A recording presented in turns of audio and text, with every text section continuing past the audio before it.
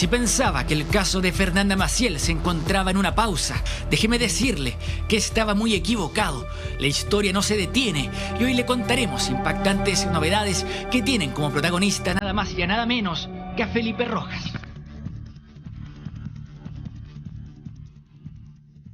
Se revisará las medidas cautelares del imputado Felipe Rojas. No sabemos, por supuesto, qué es lo que va a solicitar la parte de la defensa. El siguiente informe, créame, lo va a impactar. Y es que el único imputado en este caso, Felipe Rojas, podría salir de la cárcel de alta seguridad y pasar a cumplir con la medida de arresto domiciliario.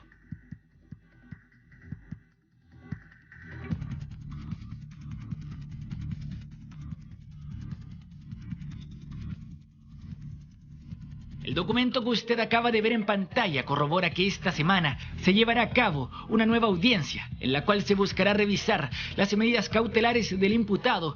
Lo que teme tanto la familia como la parte creyente es que Rojas pueda efectivamente salir de prisión. Sería muy doloroso, por lo que yo he conversado con la familia de Fernanda, que este señor salga en libertad o que quede con otro tipo de medidas cautelares.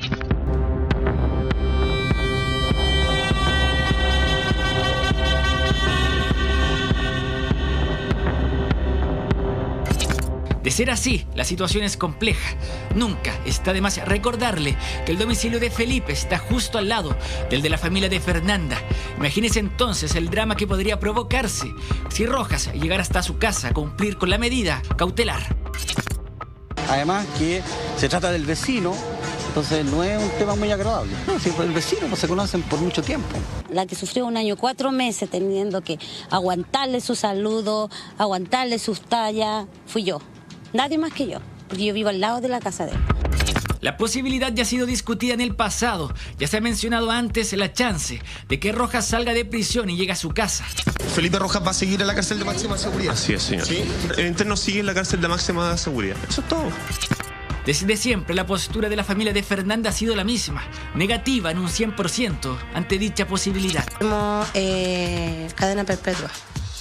Ojalá sin ningún tipo de beneficio, porque como dijeron en la primera audiencia, él es un peligro para la sociedad. Ahora disfruto con lo que le está pasando. El primer día ya debe estar pasando un calvario, una pesadilla. Yo me hago responsable por mi palabra, porque es lo mínimo que se merece.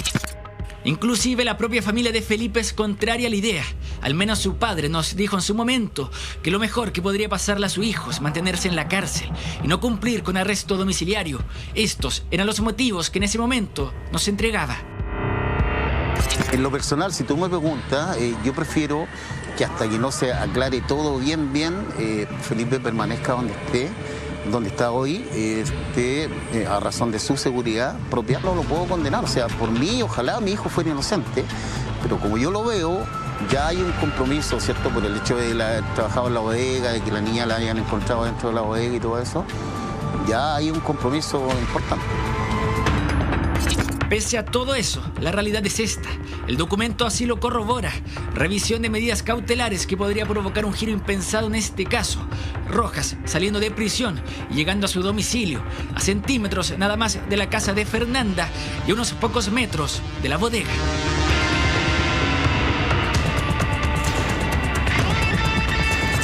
Ya se va a cumplir 1 año desde que está detenido y por supuesto cada 6 meses es un derecho que tiene cada imputado de que sean revisadas sus medidas cautelares.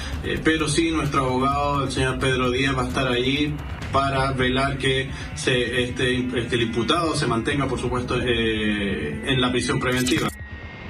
Novedades en un caso que nunca se detiene. Los protagonistas se repiten, los hechos nunca dejan de impactar.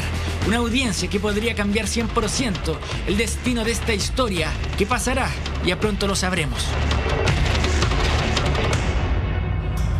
Seguimos atentamente, por supuesto, el caso de Fernanda Maciel. Nos acompaña su abogado, don Pedro Díaz, y también el científico forense Carlos Gutiérrez, quien amablemente se unió al equipo de don Pedro para apoyarlos con las pericias científicas. Don Pedro, para entender bien, ¿cómo es posible que mañana el único imputado del caso pueda quedar en libertad? ¿Cómo se entiende? ¿Por qué aquello ocurriría?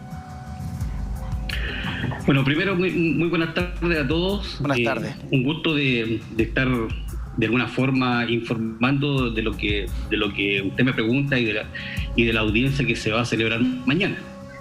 Esta audiencia primero es pedida y de oficio por el tribunal, toda vez que existe una norma que cada 6 meses el tribunal está obligado a llamar a las partes a una discusión respecto de esta medida cautelar que afecta a todas las personas que están en prisión preventiva. O sea, no lo pidió la defensa. Ya. Perfecto. Y esta misma audiencia ya se celebró hace 6 meses atrás, Sí. también bajo la misma perspectiva que el tribunal lo solicita, y ahí nos encontramos con la sorpresa de que la defensa en ese minuto pidió, digamos, el cambio de la medida cautelar por arresto domiciliario total. Entonces, si eso ya lo solicitó hace 6 meses atrás, esperamos que en esta audiencia pida lo mismo, o quizás que quede, digamos, con otras medidas cautelares menos gravosas. Ahora bien, de acuerdo a los antecedentes, al trayecto de la causa, a lo que está en la carpeta, las diligencias pendientes, es poco probable quizás que esto ocurra, pero como hoy día nos hemos encontrado quizás con resoluciones de algunos tribunales que de alguna forma garantizan los derechos de los imputados, no sabemos hasta que la audiencia ocurra, así que hay que esperar hasta mañana el resultado de la discusión que se va a generar en esta audiencia para poder saber si efectivamente se pueda cambiar esta medida cautelar o sencillamente Felipe Rojas continúa en la cárcel de máxima seguridad donde está hoy. Don Pedro, yo tengo una pregunta respecto a las cautelares, porque vimos el caso de Pradenas ayer y bueno, y ahora tenemos novedades respecto a lo que podría ocurrir con este otro caso. ¿Cuáles son los criterios de asignación de las cautelares? Ha sido materia de discusión amplia. ¿Esto queda absolutamente a criterio del juez? ¿Es arbitrario? ¿Hay algunos criterios jurídicos? Porque la verdad es que a la gente le cuesta entender el sentido de la utilización o no de esta medida, digamos. Buenas tardes, José Antonio. Hola. Mira, hay criterios, o sea, la ley señala criterios para mantener una persona en prisión preventiva, porque es una de las medidas más gravosas que existe, digamos, para poder mantener a una persona privada de libertad mientras se desarrolla una investigación, como en este caso. Y uno de los criterios que tiene mayor fuerza es precisamente la pena asignada al delito. Y como se trata de una pena de crimen, que esa es quizás la diferencia con el caso que vimos ayer o anteayer, aquí hay penas asignadas, penas de crimen por los 2 delitos que tienen mayor connotación, que es el homicidio calificado y el aborto. Por lo tanto, bajo esa perspectiva, eso es un antecedente muy importante que el juez de garantía va a considerar cuando se discuta esta medida y cuando resuelva. El caso de ayer, viendo un paralelo con eso, me parece que está en discusión si es abuso sexual o si es violación la imputación, porque lamentablemente no vi toda la transmisión que se hizo, pero esas son las diferencias. Aquí hay penas de crimen asociadas a 2 delitos, por lo tanto procede, digamos, la medida pero más al menos gravosa a usted, en este caso. ¿Al menos le merece duda lo que ocurrió ayer en Temuco? Se lo pregunto porque eran 5 casos. Bueno, la defensa logró bajar 2 por prescripción, pero de todas maneras quedan otros 3. Hay uno que resultó con la muerte de una chica que se suicida, hay destrucción de evidencia. El caso es bien crudo, independiente de la culpabilidad o inocencia de este señor, que me imagino que eso lo determina el tribunal, pero al menos el relato parece bien crudo y la conducta que se le asigna al imputado también, digamos, no es un disco pirata ni un robo de hormiga en un supermercado. Entonces, la verdad es que uno desde el sentido común ciudadano no lo entiende. Yo no sé si usted como abogado también tiene diferencias respecto a la decisión que tomó el juez en ese caso. Lo que ocurre es que para tener una opinión exacta de lo que ocurre con ese caso, debemos conocer todos los antecedentes. Y aquí, en este caso, yo lamentablemente he visto, no tengo acceso a la carpeta, he visto los videos, los comentarios realizados en algunos medios de comunicación, por lo tanto, yo no puedo emitir una opinión una opinión jurídica respecto a eso. Pero sí, como persona, yo puedo emitir las opiniones que sean necesarias respecto de los hechos que ocurren. Este hecho que estuvimos viendo ayer, y perdone que me salga un poco de lo que a nosotros nos convoca, hay 2 o 3 hechos más que han ocurrido con la misma naturaleza. Se denuncia, la fiscalía cierra el caso y la persona se siente tan humillada y tan pisoteada que llega al suicidio. Y eso sí que es un tema que merece que se preocupe, que la autoridad tenga una preocupación importante respecto a eso de las denuncias. Porque si bien es cierto, hay un estándar muy alto para poder determinar si hubo violación, y eso también es la víctima debe acercarse inmediatamente, pero no le podemos pedir a la víctima en ese estado de shock que lo haga, y eso es la complicación. Vamos a profundizar más adelante respecto a lo que sucedió ayer con Martín Pradenas y el caso de Antonia Barra, pero quiero volver al caso que nos convoca esta tarde, que es precisamente el de Fernanda Maciel y lo que va a pasar mañana con esta revisión de las medidas cautelares. Ahí le quiero preguntar a Carlos Gutiérrez, que gentilmente nos acompaña, lo más espeluznante, por decirle algún calificativo, es que si efectivamente mañana Felipe Rojas le cambia las medidas cautelares, ya no sigue en prisión preventiva, sino en, por ejemplo, reclusión domiciliaria, él estaría viviendo al lado de Paola Correa. Así es una situación que a ella, como víctima, le afecta muchísimo estar pensando. Ella se encuentra muy estresada en este minuto esperando qué es lo que va a ocurrir mañana. Es algo totalmente, entendemos, y tal como lo comentaba recién el abogado Díaz, nosotros entendemos en la parte jurídica, y ese es un proceso normal, y de hecho es un derecho del imputado que se le revisen las medidas cautelares de oficio. Claro.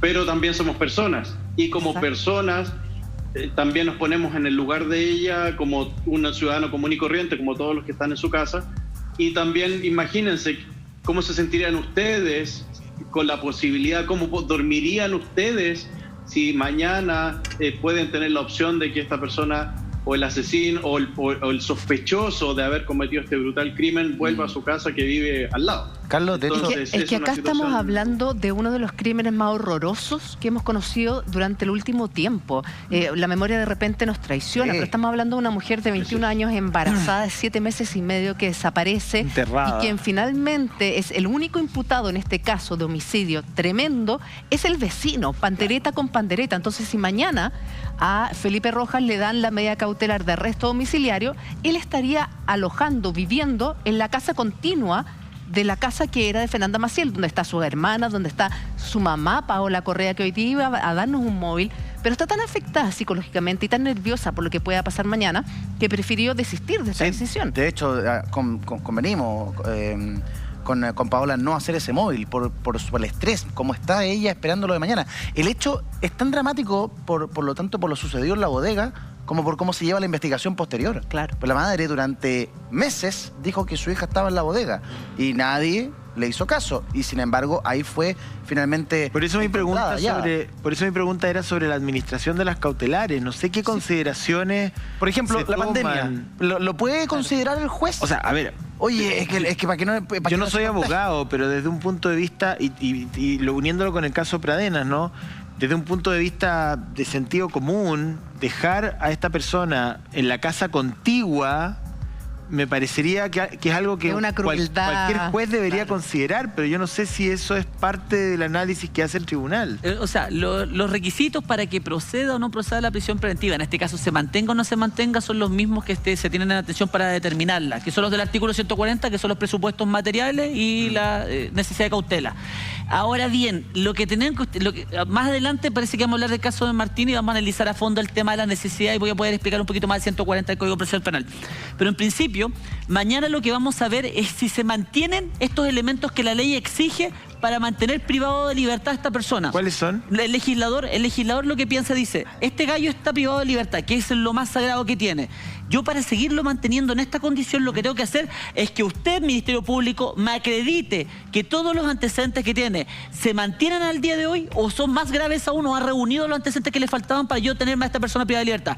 Si usted, Ministerio Público, no ha hecho la pega o no me lo puede acreditar, yo tengo la obligación de liberarlo o modificarle la medida cautelar. Y, por ejemplo, después de la prisión preventiva, la que sigue es el arresto domiciliario total, y ahí se nos complica porque el arresto domiciliario total tendría que cumplirlo en la casa al lado de la víctima.